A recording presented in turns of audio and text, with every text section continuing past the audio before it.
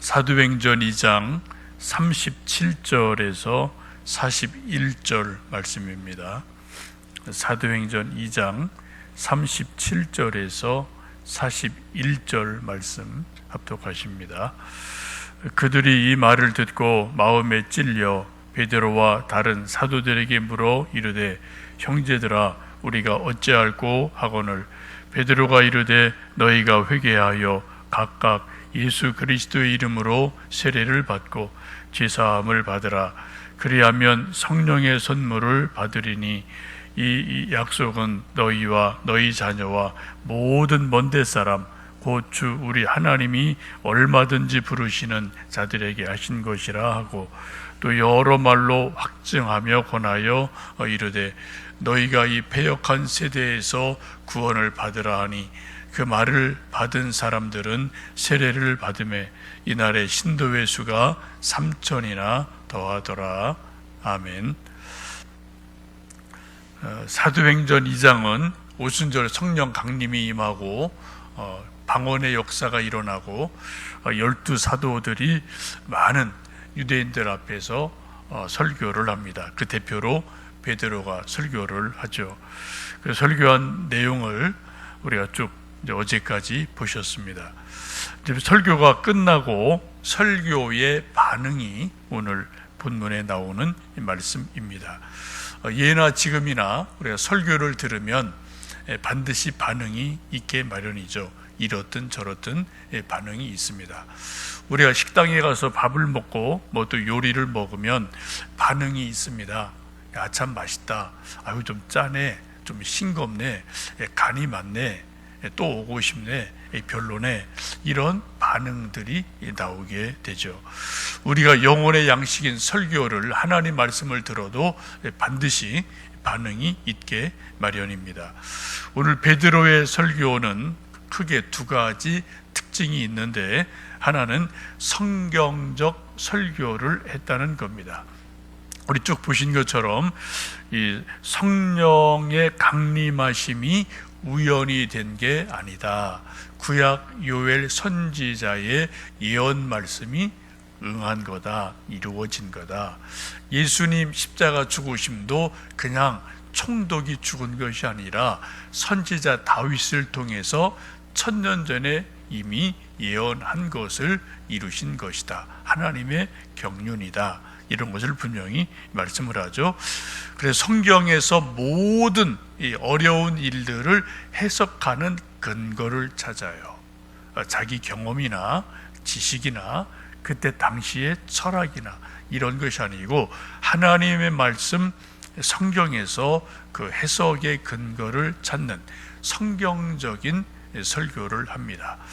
요즘도 가장 좋은 설교는 성경적인 설교, 복음적인 설교가 가장 좋은 설교가 되겠죠.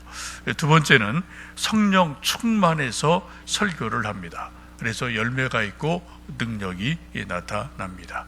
오늘 본문에 보신 것처럼 세례를 받고 이날에 3,000명이 성도가 되는 엄청난 일이 일어납니다.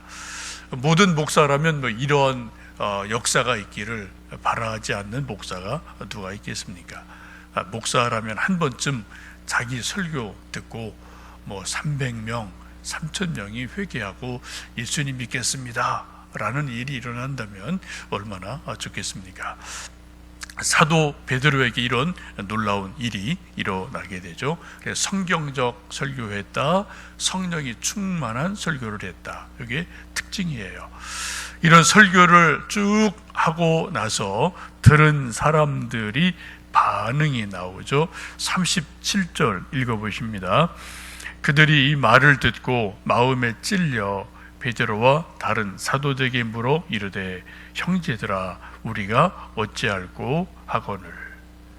베드로 설교를 듣고 반응이 나왔어요. 37절 보시면 이 말은 설교를 말하죠. 설교를 듣고 마음에 찔렸어요. 양심의 가책을 느꼈어요. 마음이 뜨끔뜨끔했어요. 마음이 찔렸다. 이게 반응이에요. 그리고 우리가 어찌할꼬, 우리가 어떻게 하면 좋겠소? 라고 질문을 하게 됩니다. 설교를 듣고 반응은 아주 다양합니다. 수백 가지가 나올 수 있겠습니다. 크게 네 가지를 말하면 감동을 받고 은혜가 충만해지는 거예요. 그래서 막 마음에 불신앙이 있고 불평이 있고 염려, 근심이 가득한데 설교를 듣고 나면은 마음에 감사가 회복이 돼요. 은혜가 회복이 돼요. 그래서 예수님을 더 사랑하고 사람을 더 사랑하고 마음이 넓어지고 그리고 마음에 참 감사합니다. 마음이 따뜻해지는 그런 일들이 일어나죠. 아주 좋은 거죠. 두 번째는 마음이 생각이 명료해지고 맑아집니다. 그전에는 막 생각이 왔다 갔다 잡념이 많아요. 이 생각, 저 생각이 많아요.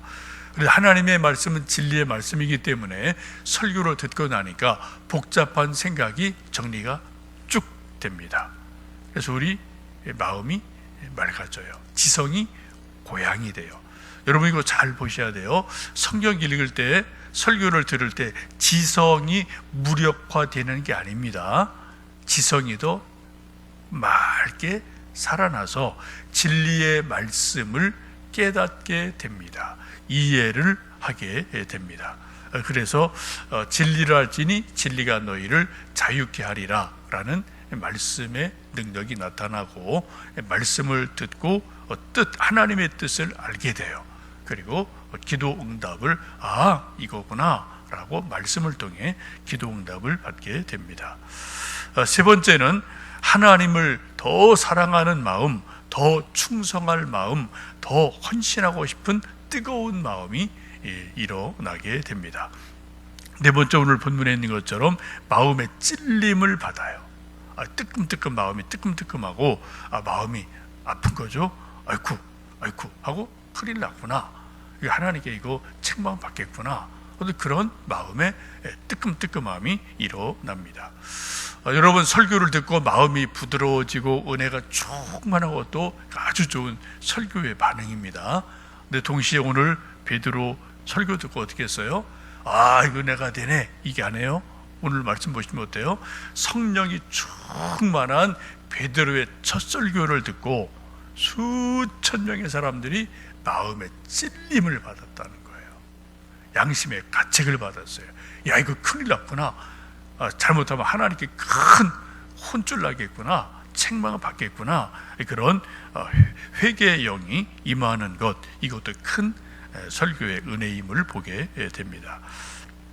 좋은 의사는 아픈 곳을 안 아프게 살살 이렇게 약 발라주고 또 이렇게 좀 다듬어주는 그런 의사도 있지만, 또 정말 좋은 의사는 칼로 아픈 데를 싹 잘라내고 또 째서 수술하고 아프게 하는 것도 좋은 의사예요. 물론 요즘 이제 의술이 발달해서 이제 마취를 해서 통증을 못 느낍니다만, 그러나 하여튼 의사는 아프게도 하는 게 의사다라는 거죠. 그래서 병의 뿌리를 뽑아냅니다.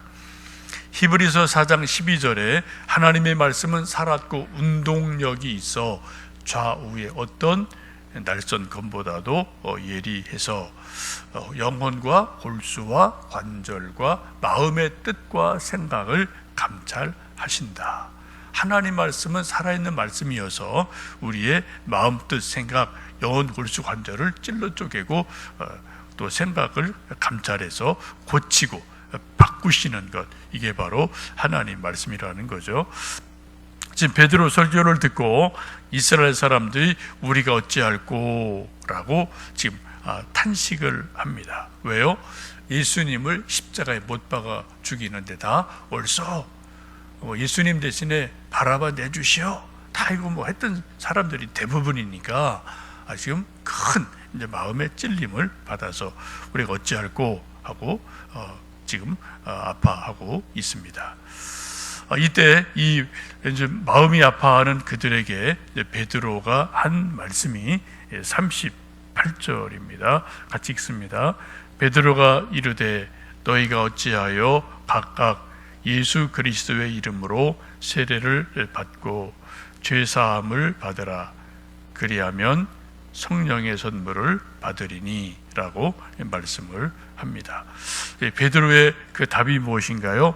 회개해라, 예수님 이름으로 세례 받아라.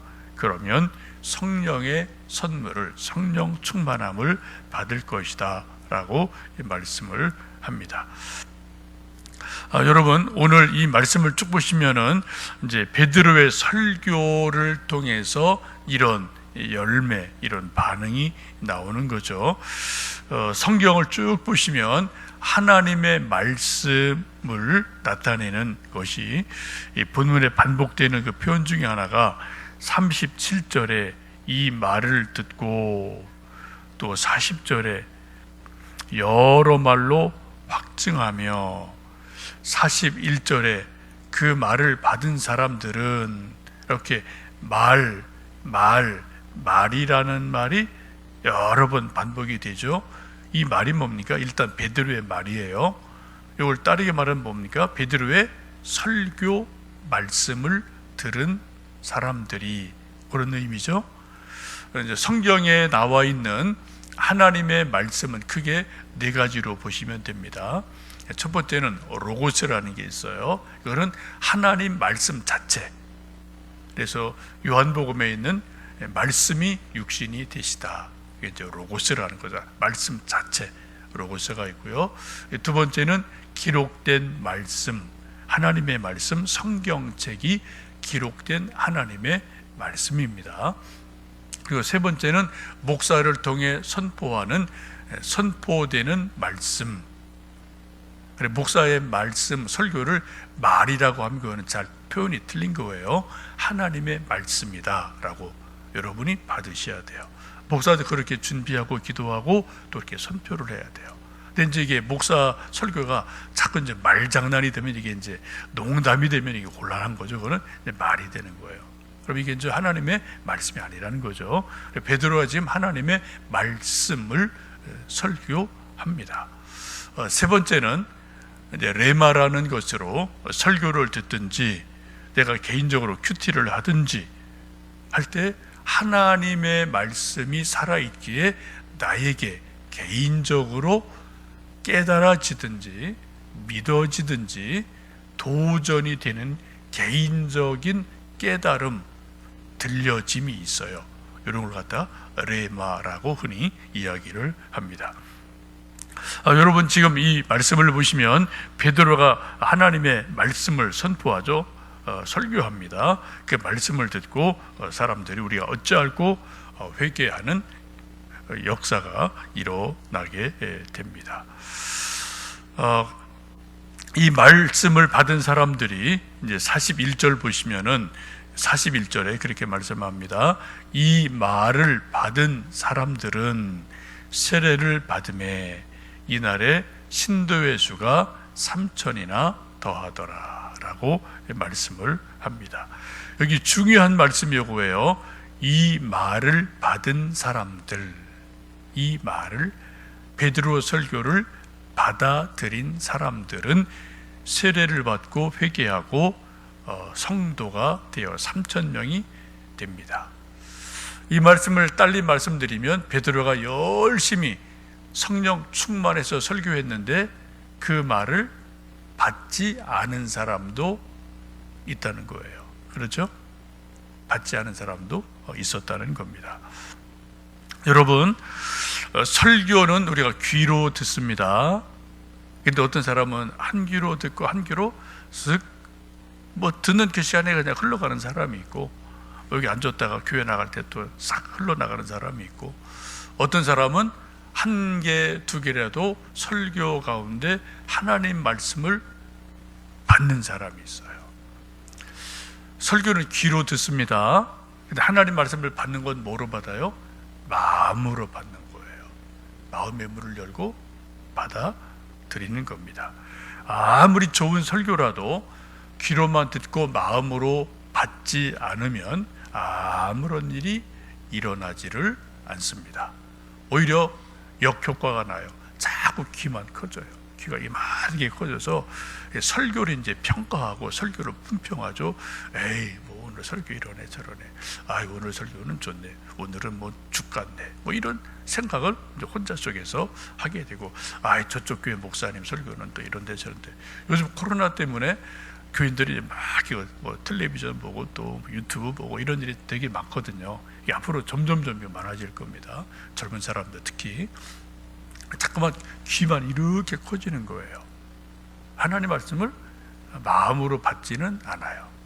이러면 이게 이제 참 이게 이제 껍데기만 있고 이제 알맹이가 없는 그러한 믿음 생활이 될 수 있는 아주 혼란스러운 시대를 우리가 또 맞이하게 될 것 같습니다. 우리 많은 사람들이 영혼이 목마르다, 좀 은혜를 받고 싶다. 근데 안 되는 이유 중에 하나가 뭘까요? 귀로만 듣고 마음으로 받지를 않는다는 거예요.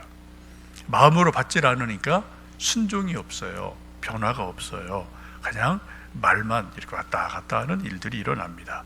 오늘 말씀 잘 보셔야 돼요. 41절로 보시면은 그 말을, 베드로 설교를 받은 사람들은 세례를 받았어요. 그래서 3,000명이 됐어요. 반대로 말하면 거의 수천 명, 수만 명이 있었는데 베드로 설교를 받아들이지 않은 사람도 많았다. 이게 오순절이기 때문에 이때는 뭐 적어도 100만 명 이상이 예루살렘에 모이는 절기입니다. 절기가 이렇게 뭐 수만 명이 베드로 설교를 들은 건 분명해요. 근데 한쪽에서는 말씀을 받아들였습니다. 한쪽에 그냥 말하고 받지를 않았어요.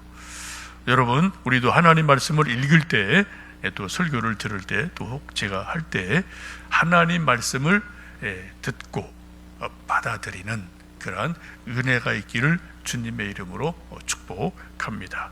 그래서 3,000명이 회개하고 초대교회 성도가 되었다라는 말씀을 보게 됩니다. 오늘도 여러분 성경 읽으실 때, 또 설교 제가 전하고 들을 때, 또 뭐 주일마다 우리 예배 드리고, 혹 여러분 또 가끔 뭐 텔레비전이나 이런 데서 뭐 다른 분 설교 들을 때도 있는데 뭐 필요하죠. 여러분, 중요한 것은 하나님의 말씀이 우리에게 때로는 격려를 주고 소망을 주고 사랑을 회복시켜주고 마음을 뜨겁게 하신다. 때로는 우리 마음을 찌른다. 뜨끔뜨끔하게 하는 거예요. 그래서 내가 이렇게 믿음 생활해서 이거 제대로 하는 건가? 이래서 내가 천국 가겠나? 하나님 앞에 이거 책망 받지는 않겠나? 이런 뜨끔뜨끔한 것들이 가끔은 있어야지 우리 믿음이 각성을 하게 되고 더 바르게 서게 될 줄로 믿습니다. 여러분, 하나님의 말씀을 큐티할 때, 읽을 때, 또 설교 들을 때 한편에서는 은혜, 또 한편에서는 마음의 찔림, 이러한 은혜들이 종종 있어서 하나님 말씀으로 인해서 우리 영혼이 건강하게 자라가는 은혜가 있기를 주님의 이름으로 축복합니다. 기도하겠습니다.